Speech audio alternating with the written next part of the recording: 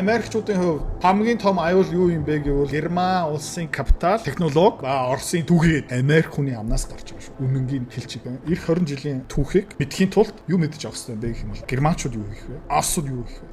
Тэгээд Америкчууд маш амжилттай Герман, Оросыг дайсан болгож чадчихжээ.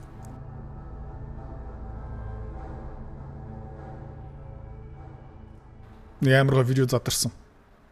Яг гоё юм бэ гэх юм бол Европын улс төрчнөр ингэ төгс тайлбарлаж байгаа. Улсаа хэрхэн өдөрч байгаа юм бэ? Хамт үзцгээе. Нэг нь алгалцсан. Жолоо барьж байгаа хүн алга. За энэ хурдан өнгөрсөн. Тийм учраас энийг жоохон удаан дүү. Тэ бүх юм окей. Тэгээ ингэ жолоо барьж байгаа хүүхэн бүр зүгээр ингэ. За жолооч хэрэггүй. Бай бай. Гэсэн хоёр what?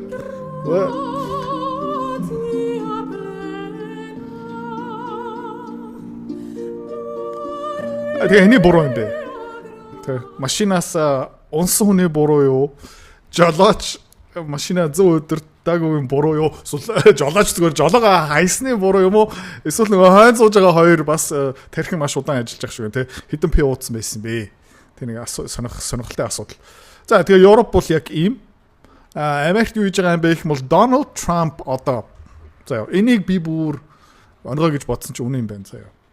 Trump media юу санал болгож байгаа юм бэ гэх юм бол $100,000 сарын төлбөр төлөх юм бол заяа Donald Trump-ийн Truth Social-ийн пост одоо Donald Trump-ийн өөрийнх нь Twitter гэсэн үг төрүүлээ харах боломжтой гэсэн үг. За тэгээ энийг хийн худалдаж авах юм бэ гэвэл арилжаа хийдэг хүмүүс аавна. Окей? Тэгээ энэ юу гэсэн үг юм бэ? Энэ зүгээр тэр чигтээ зах зээлийн манипуляцийг зарж байгаа гэсэн үг шүү дээ. Одоо Америкийн номер 1 улс төрч, дэлхийн номер 1 улс төрч, дэлхийн эдийн засгийг ингээд чөлөөтэй нөлөөлөх боломжтой хүн заяа улс төрч ерөнхийлөгч байхаа болоод зүгээр ингээд зах зээлийн инфлюенсер, манипулятор болж гин гэсэн үг. Тэгээд тэр постууд руу төрүүлээд нэвтрэхийн тулд сарын $100,000. Энэ хууль бус юм биш үү? Энэ ёс суртахуун зүгээр алга болчих юм шүү. За. Тэгээ мэдээж том арилжаа хийдэг хөрөнгө оолтын компаниуд, хөрөнгө оолгогчнууд бүгдээрээ энийг худалдаа авчихна. Окей.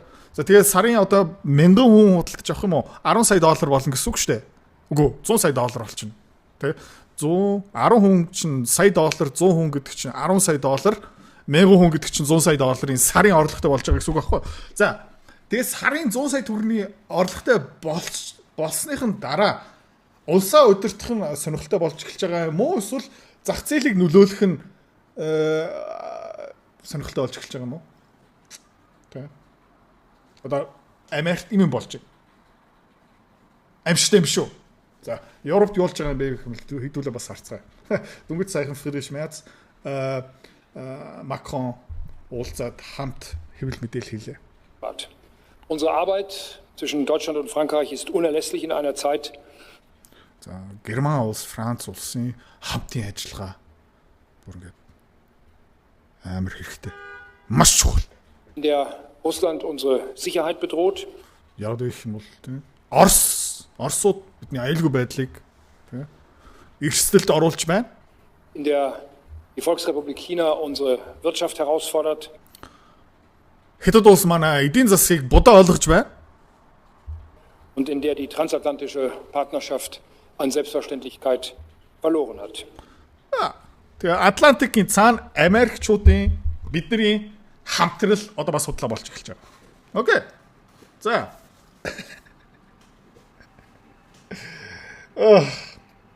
Өөрийнхөө зурсан бантангаа тэ ингэж тайлбарлаж байгаа гинэ. Бурууг нь хинлүүлж эхэж байгаа юм бэ гэх юм бол Хятадуудын буруу, Оросуудын буруу, Америкчуудын буруу. Бид нарт ямар ч буруу байхгүй. Бид нар ариухан. Тэ. Салбар технологийн салбараа бид нар ингээд төгс хөгжүүлмээр байсан чинь тэ Хятадууд биднийг гүц төрүүллээ. Дижитал ертөнц, шинэ эдийн засаг. Тэрэндээ бэлэн хэмлээ охоо. Data analysis, content marketing. Нэг сонсч ирсэн үү, нэг мөрөөдж ирсэн үү? Өөрийнхөө энийгээрээ дамжуулаад бэлдээд ажлын байраа хамгаалах онгоо дээшлүүлэх тийм сонирхолтой хүн байгаа юм бол видеогийн эцэст болоо дахиад болсон. Европын татварыг таад юусоо мэдэхгүй байхаа. Тэнд ерөөдөө компани босгоно. 100 хүн, 10 хүн, 1000 хүнийг ажилуулна. Хамгийн өндөр татвар төлнө, хамгийн өндөр эрчим хүчний төлбөр төлнө. Тэ? Түүхэн эдийн үртэг бүр ингээд тэнгэр рүү явцсан. Татварын дарамт хизээч зогсохгүй. Хүмүүсийн худалдаа авах чадвар ингээд буурж байгаа, эдийн засаг нь агшиж байгаа. Энэ хэний буруу юм бэ гэх юм бол Хятадын буруу гинэ. За. Украиныг тулталан дэмжиж байгаа Оросуудтай хилцлийн ширээний цаана уулзах чадахгүй дайныг илүү ширүүн болгож байгаа. Энэ юу юм бэ гэх юм бол Оросуудын буруу. За нөгөө талдаа Америкчууд бидний ингээд тоохоо болж чинь бидний ингээд оромжиж чинь бид нартэй ингээд хамтарч ажиллагаа болж чинь бас Америкчуудын буруу. Тийм Герман, Француудын буруу юу ч байхгүй. За тэгээ хэдүүлээ зүгээр нэг сайхан статистик харцгаая. 2008 онд заяа. Америкийн эдийн засаг, Европын эдийн засаг адилхан байсан. Хэмжээгээр худалдаа авах чадвараар дотоодын нийт бүтээгдэхүүнээр эрх бүтээмжтэй байгаа гэсэн үг шүү дээ. 2025 онд ингээ харж байгаа. Америк эдийн засаг 30 их $80 гараа явцсан. Европын эдийн засаг ерөөхдөө яг адилхан. Инфляцийг хасчих юм бол зөө юу үлдэх юм. За тэгээд Европ зүгээр субботны хийж байгаа гэсэн үг байхгүй юу? За автомашины салбар байхгүй. Эрчим хүчний үйлдвэрлэл байхгүй, хиймэл авахаан дээр байхгүй, сэргийх эрчим хүч дээр байхгүй. Ерөнхийдөө Европчуудын тэргүүлж байгаа сектор ер нь одоо ингээ үлдсэн юм уу? Хүнснээс гадна. За тэгээд та энэ дунд ингээ аялсан хүмүүс зөндөө байгаа. Парис руу аялсан хүмүүс комент үлдээгээрээ, Ром руу аялсан хүмүүс комент үлдээгээрээ, Берлин руу аялсан хүмүүс комент үлдээгээрээ, Лондонд амьдарч исэн тийш аялсан хүмүүс зүгээр комент үлдээгээрээ юм үлдчихэж байгаа юм уу? За. Тэгээ Герман ус. Фридрих Мерц өнгөрч сая ерөөхдөө том юм ярьлаа шүү дээ. Юу юм бэ гэх юм бол хувийн хэвшил ба улс төр хідэн хүмүүсийг ажилуулж байгаа юм бэ? Цэнхэр нөгөө улс төр гэсэн. Тэгээ. Төр өмч компани гэх мэт чинь яамаа. За 2006 онд 4.5 сая орчим хүмүүс Германы засгийн газартай холбоотой тэнд тэр салбарт ажилладаг байсан юм бол одоо 5.4 сая болцсон. Self-employed шар улбар шарна. Тэ? Өөрийнхөө орлогоо олж байгаа хүмүүс. Би даасна ажиллаж байгаа. Өөрийнхөө компани үүсгэн байгуулж байгаа. Тэ? Ер нь бол жинхэнэ бүтээмж гаргадаг. Яагаад гэх юм бол бүгдээрээ хэдүүлээ мэдж байгаа. Улс төр ажиллаж байгаа төрөмчд ажиллаж байгаа хүмүүс тийм бүтээмжтэй биш ээ. Окей? За. Тэр аимшигтай байгаа зү. 2006 онд 4.4 сая хүмүүс өөрийнхөө төлөө хөдөлмөрлөдөг байсан юм бол 3.6 сая илүү ингээ агшсан байна. Окей, 20 жилийн дотор 18% өссөн. Тэгээд эд шид юм шиг тий. Улс төрийн секторт ажиллаж байгаа хүмүүс бас яг адилхан 18% өссөн. Тэгээд зөрүү делта юу болж байна гэх юм бол тий 36% болж байгаа гэсэн үг аахгүй. Энүүгээрээ дамжуулаад Германы улс төрчнөр хөдөлмөрийн яам гэх мэт чинь өөрийнхөө амжилтаа ингээ зарлж байгаа. Ажилгүйдлийн төвшин ерөөсөө нэмэгдээгүй шүү дээ. Юу болж байгаа юм бэ гэх юм бол хувийн хэвшил дотор ажиллаж чадахгүй, ажиллах хүсэлгүй. За яг гэх юм бол татварын дарамт энд өндөр болохоор тэр хүмүүс яаж байгаа юм бэ гэх юм бол за төрийн өмч компанид ажиллачё, яамд ажиллая, агентэд ажиллая, ядаж доктортай. За тэгээ юм бас нэг гоё статистик заа. 2019 оноос 2025 оны хооронд хувийн хэвшлийн хөрөнгө оолтын хэмжээ ба улс төр яам агентлагийн хөрөнгө оолтын хэмжээ. Хувийн хэвшил ерөөхдөө хөрөнгө оолт хийхээ болцсон. Тэ? Зогсож чинь, агшиж чинь. Хин хөрөнгө оолт хийж байгаа юм бэ гэх юм бол улс төр яам гих мэт шиг хөрөнгө оолт хийж байгаа. За, тэгдүүлээ бүгдээрээ мэдж байгаа тийм ээ. Төсөн мөсөө хин барьж чаддгийн хугацаанд хин юм барьдгийн. За ингээд тэ улсын улс өөрөө тендер мендер зарлаад зам ам хэдүүлээ бүгдээр мэдж байгаа тийм. Хэр зузаан хэр нэмгэн хин бүтээмжтэй байж чаддаг юм бэ? Хин ерөөхдөө хэмнэлттэй байж чаддаг юм бэ? Хин ерөөхдөө нэг төгрөгийг хамгийн бүтээмжтэй өдөрт чаддаг юм бэ гэх юм бол улс төр бишээ хувийн хвшлэхгүй. За энэ бүр нэг солиотой мэдээлэл. Энэ зүгээр нэг пост заяа. Энэ юм бэ гэвэл 57 настай зүгээр болиг шийдсэн. За. Юугаа болсон бэ гэх юм бол компани татан буулгасан. Яагаад гэх юм бол шал хэрэггүй гэж. За. Тэ. Би ерөөхдөө 100 паунд орлого олоод засгийн газарт хэдийг өгдөг юм бэ гэх юм бол ойролцоог 16.6 паунд шууд нөөтөрөө засгийн газартаа өгчдөг юм. За, араас нь 20.8 паунд компани аж ахуйн нэгжийн татвар төлдөг юм байна. Тэгээ надад юу үлдэж байгаа юм бэ гэх юм бол 62.5 паунд үлдэж байгаа нөгөө анхны 100-аас нь. Окей. За, тэгээд араас нь дахиад 22.3 паунд орлогын татвар булгаад авчихна. Тэгэх юм бол надад юу үлдэж байгаа юм бэ гэх юм бол 40.1 паунд үлдэж байгаа. Окей. За, тэгээд ерөөдөө анхны 100-аас нь 40 үлдэж байна. Тэгээд би өөрөө амьдрах ёстой учраас тэгээд банка ядаж нэг жоохон дүүргээ гэх юм бол 20 паундыг ашиглаад зарцуулъя гэж бодъё. Окей. Тэгээд нэмээд 2 pub дотор уучлаа. Тэгэх юм бол дахиад би 9.5 паунд тэ төлшний татвар төлнө. 6 паунд архины татвар төлнө. Онцгой татвар. За, тэгээд би өгтлөө хөдөлмөрлөө 100 паунд олсныхын дараа засгийн газар нийтээр 75.3-ыг авчиж байна. Тэгээд миний хөдөлмөрийн эцэс надад үлдэж байгаа юм юу юм бэ гэх юм бол 25%. Хэрэггүй. Одоо болно. Арай дэмтнэ. Тэгээ надтай адилхан ижил үзэл бодолтой хүмүүс олон мянгаар байгаа хаа. Тэ? Хөдөлмөрлөх хэрэггүй юм байна. Тийм юм болчих. За, тэгээд англичууд юу хийж байгаа юм бэ гэх юм бол дөнгөж саяхан British Steel компани дампуурсан байхгүй юу? Гэ өрсөлдөх чадваргүй болсон. Яг гэх юм бол эрчим хүчний төлбөр дэндээ үнэтэй түүхийн төмрийн хөдрийн уурхай гих мэт чинь тэр дэд бүтс ер нь бол их Британд зүгээр байхгүй болсон байхгүй юу? За, тэгээд хэнийг өрөөд авчирсан юм бэ гэх юм бол Хэдтийн Жинье группыг авчираад тэд нар UK Steel, British Steel-ийг худалдаж авсан. Одоо юу хийж байгаа юм бэ гэх юм бол Их Британчууд тэр British Steel-ийг буцаага булаагаад авч байна. Тэгээ Их Британи юу хийж байгаа юм бэ гэх юм бол хүчин төгөлтөр хуулийн гэрээг зөрчиж байна. Хөрөнгө ололтын хуулиа зөрчиж байгаа. Тэгээ British Steel-ийг булаагаад авчих юм бол Их Британд дахиад гадны хөрөнгө ололт орохгүй. Тэгээ Украин Оросын юмыг бас жоохон дурдах ёстой гэж бодож байна. Ягаад гэх юм бол Friedrich Merz Оросыг нэлээд шүүмжилсэн шүү дээ. За, тэгээ энэ гой подкастны эцэст амар гой тайлбар видео байгаа. Хинээс бэ гэх юм бол Америкчуудаас. Гэхдээ тийшээ хүрэхийн тулд хэдүүлээ юу хэрэгтэй бэ гэх юм бол жоохон суур ойлголт хэрэгтэй. Van der Leyen will go down in history as the one that did the most damage of any European leader, probably in the history of the European Union, of self-destruction. За.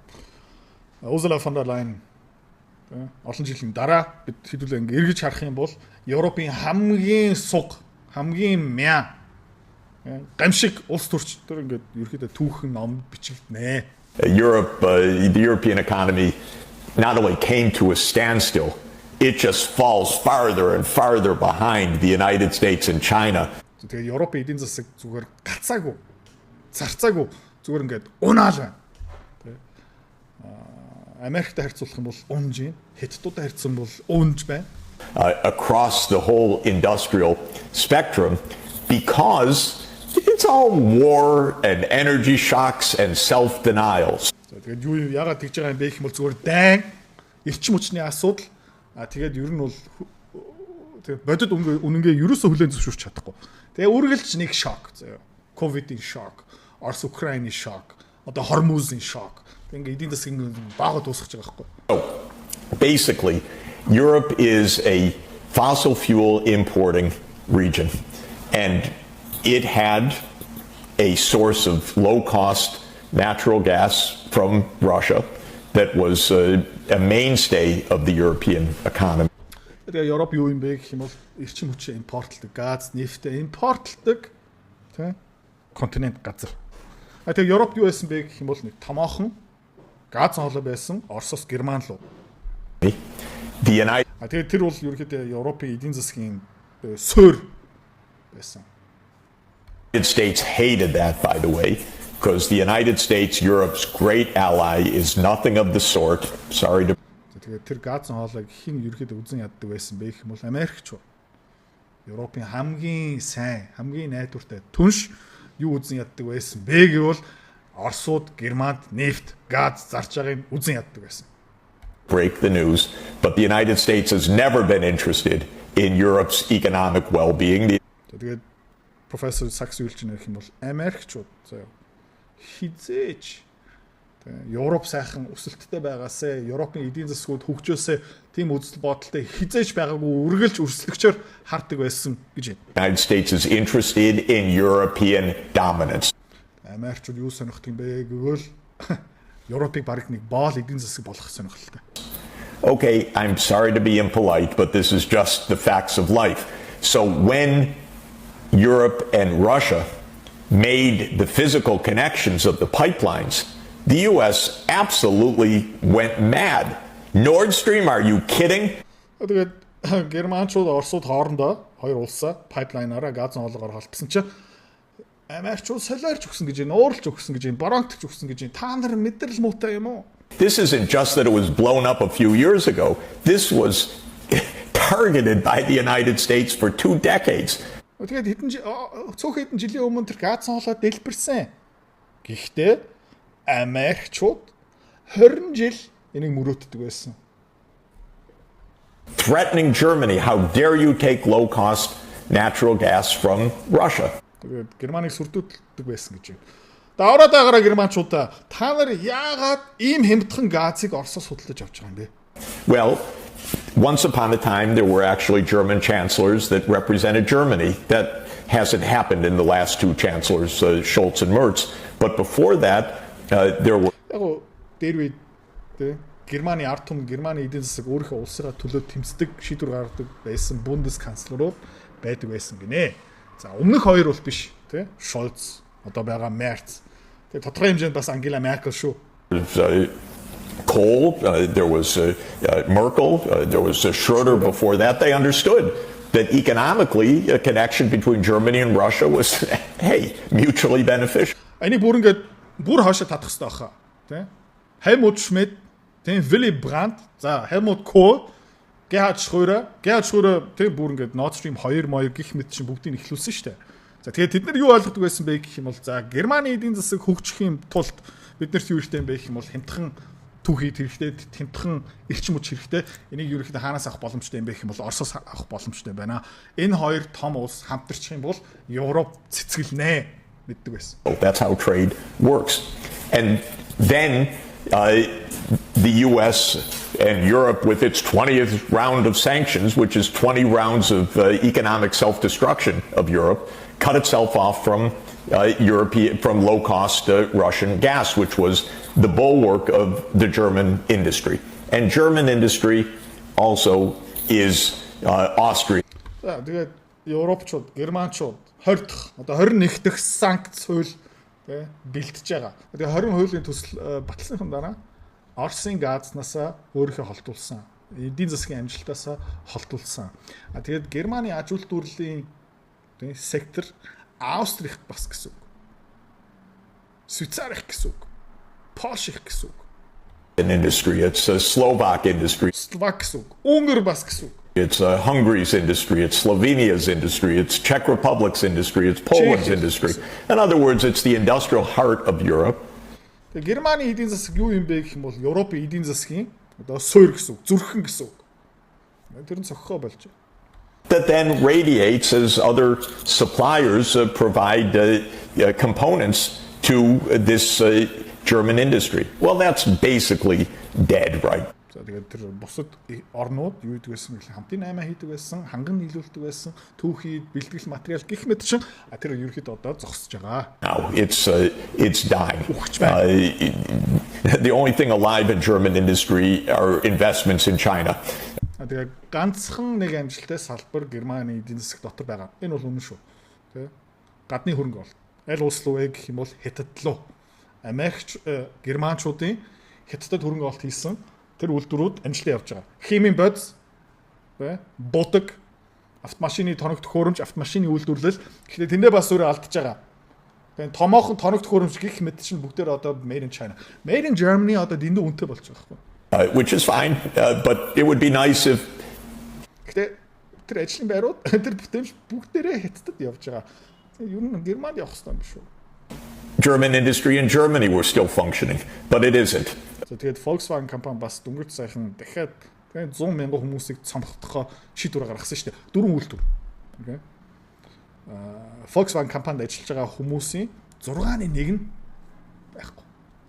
Because in this craziness that we have, Europe signed up to 20 rounds of self-denial, and the United States said, that's fine, we'll provide you liquefied natural gas at 6 times the cost. Тэгээд Европчууд Оросд санкц хориг тавиад 20 удаа тийм хуулийн төслийг боловсруулад тэгээд Америкчууд юу гэж хэлсэн бэ гэх юм бол nice. Мундаг бай. Бид нэр та нарт газ нийлүүлчихье. Гэхдээ 6 дахин үтэй. It'll be wonderful. Тэгээ Европчууд баярлаа. Okay, so that's part of the US ploy all along. Тэгээ энэ бол Америкчуудын санаа анханасаа байсан юм аа. Europe is incredibly gullible Тэгээ Европчууд ямар гинэ юм бэ, ямар тэнэг юм бэ гэж хэлж on байна. this. The United States does not want Europe to develop. It really doesn't. It doesn't want European champions in artificial intelligence. It doesn't want European champions in electric vehicles. It doesn't want Америкчууд Хятадуудыг том болгомооргүй, хүчтэй болгомооргүй, дарддаг. Америкчууд Оросыг хүчтэй болгомооргүй, дарддаг. Америкчууд Ираныг хүчтэй болгомооргүй, дарах гэж үздэг. Одоо фейлдэж байна. Америкчууд Европыг хүчтэй болохын эсэргүүцдэг. Дардаг гэх юм уу? Эсвэл Европчууд өөрийнхөө ингээд дээрээс ингээд дарддаг юм уу? Тэ. Улам алга болоод тэ. Фонда лайн бүр ингээд баярлал Кая Калас гэл тэ. European champions in robotics. It doesn't Тэгээд роботын салбарт Европчууд тэргүүлэх ёсгүй. want European champions, period. Тэ. Химэл ойхаан бүх газруудад. States over which for century За тэгээ нөгөө хоёр дахь хэсэг нь заяа. Нөгөө Америкчууд Chicago Council of Global Affairs. we fought wars, the first, second Cold War, has been the relationship between Germany and Russia, because united they are the only force that could threaten us. Тэгээд дэлхийн 1-р дай, дэлхийн 2-р дай, хүүтэн дай. Ерөнхийдөө үндэслэл гол шалтгаан юу байсан бэ гэх юм бол Орос Германы харилцаа. Америкийн улс төрчнөр өөрөө хэлж байна. Окей. За яагаад юм бэ гэх юм бол Орос Герман хамтраад явчих юм бол биднэрт аюултай болох магадaltaй. Биднэртээ өрсөлдөх магадaltaй. Зөвхөн бодоо үзтээ Германчууд химэл ойханыг бас хөгжүүлж чадна шүү. Окей. Гэхдээ өөрийнхөө дарддаг болохоор тий. Айгуу дуртай. And to make sure that that doesn't happen. The United States За тэгээд тэр дэлхийн 1 2 хүүтэн дай гих мэтчлэн Орос Герман 2 хамтрахгүйн тулд болсон гэж байна. has a fundamental interest. It controls all the oceans of the world. No power has ever done that. За тэгээд Америкчууд нэг том ашиг сонирхолтой. Тэр юм бэ гэх юм бол дэлхийн бүх далайгийг тий өдөртөх ёстой. Тэр атман болох ёстой. Түүхэнд хизээж тэр чадсан улс нэгч байхгүй. Because of that, we get to invade people and they don't get to invade us. За тэгээд бид нар ингээд дэлхийн бүх далай эзэлж байгаа учраас бид нар зүгээр хүссэн газар руу дайрч болно. Гэхдээ хинч бид нар руу дайрч чадахгүй. It's a very nice thing. It's a very nice. Сайхан зүйл. For the United States, the primordial fear is Russian capital, Russian technology, German technology and German capital. Тэгээд Америкчуудын хувьд хамгийн том аюул юу юм бэ гэвэл Герман улсын капитал, технологи ба Оросын түгээд зүгээр Америк хүний амнаас гарч байгаа шүү заа. Үнэнгийн хэлж байна. Russian natural resources, Russian manpower, as the only combination that has for centuries scared the hell out of the United States. Тэгээд Германчуудын хөдөлмөр, технологи, инновацлог, чадвар. Оросын түүхий, эрчим хүч, хүн хүч өнгөрсөн 200 жилийн хугацаанд Америкчууд тэрнээс л айдаг байсан. Одоо жоохон хятад тий. So how does this play out? Well, the US has already put its cards on the table. It is the line from the Baltics to the Black Sea. For the Russians, their cards have always been on the table. They must have at least a neutral Ukraine, not a pro-Western Ukraine. Belarus is another question. Тэгээд Америкчууд бид нар ерөөдөө хүзрөө аль хэдийн ил болгосон. Хар тэнгисээс ер нь бол Украин хүртэл зураас манаа нутаг бидний нөлөө үзүүлэх газар. Америк Оросуудын бас нэг томоохон шаардлага аль хэдийн ил. Тэ. Америкийн талч орохгүй, Оросын талч орохгүй, neutral Ukraine. Now, whoever can tell me what the Germans are going to do who's going to tell me about the next 20 years of history. Тэгээд эх 20 жилийн түүхийг мэдхийн тулд юу мэдэж авах хэрэгтэй бэ гэх юм бол германчууд юу хийх вэ? Оросууд юу хийх вэ? Тэгээд Америкчууд маш амжилттай Герман, Оросыг дайсан болгож чадчихжээ. Хогч. Одоо 2 жил Way Academy-тэй хамтарч ажиллаж байна. Тэр Way Academy таадад юу заадаг юм бэ гэх юм бол digital marketing, content, data analyst. Тэгээ хамгийн сүүлд юу нэмсэн бэ гэх юм бол хиймэл ой хаан ба хиймэл ой хааны агенттэй хэрхэн ажилладаг юм бэ? Хичээлийн хөтөлбөр байгаа. Тэгээ таадад хэн заах юм бэ гэх юм бол нэг их сургуулийн багш таадад заахгүй. Таадад хэн юм заах юм бэ гэвэл яг тэр мэрэгчл тэр чадвараараа дамжуулаад өөрийнхөө орлогоо олж байгаа хүн. Таад энэ чадварыг эзэмшээд авцсан тэргүүрээ дамжуулаад өөрийнхөө бизнесээ явуулж байгаа эсвэл өндөр алтан тушаалтай нэр хүндтэй тиймэрхүү хүмүүсээс таад сурна гэсэн. Тэгээ ажлын бус цагаар хагасаа бүтэн сайн. Та одоо хийж байгаа ажлаа өргөжлүүл. Бусад цагаараа чадваруудаа дээшлүүл. Орлогоо дараагийн түвшин хүрэг, шинэ ажлын байртаа бол шинэ эдийн засаг ертөнцид бэлэн байгаа. Way Academy-г маань дэлгэрэнгүй мэдээлэл дээр доор байгаа шүү. Тэгээ таад амжилт хүсье. Тэгээд нэг юм та дэсгүй. Орлогоо дээшлүүлээд хөрөнгө олт хийгээрэй. За.